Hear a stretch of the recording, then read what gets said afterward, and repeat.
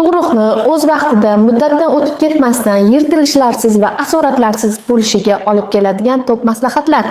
Birinchisi, 36 haftadan so'ng jinsiy aloqa sonini ko'paytiring. Jinsiy aloqa vaqtida spermadan ajralib chiqadigan prostaglandinlar bachadon bo'ynini yetilishiga va tug'ruqqa tayyorlanishiga yordam beradi. Ikkinchidan, ko'proq sayr qiling va yuring.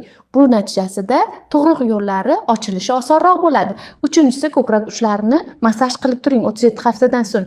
Chunki ko'krak uchi massaj qilinganda oksitotsin ishlab chiqariladi va oksitotsin bachadon mushaklarini qisqarishiga olib keladi. To'rtinchidan, aroq xurmosi, ya'ni finikiylarni kuniga 2 dan 3 dan iste'mol qilganingizda tug'ruqda chaqirib berish vazifasini bajaradi. Beshinchidan, agarda jinsiy a'zolar sohasida yallig'lanish kasalliklari bo'ladigan bo'lsa, ularga albatta davolanishingiz kerak. Oltinchidan, nafas mashqlarini doimiy bajarib turing.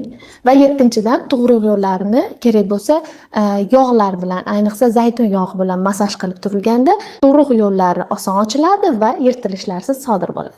Ushbu videom yaqinda tug'ishi kutilayotgan va doim 41 haftaga o'tkazib yuboradigan ayollar uchun.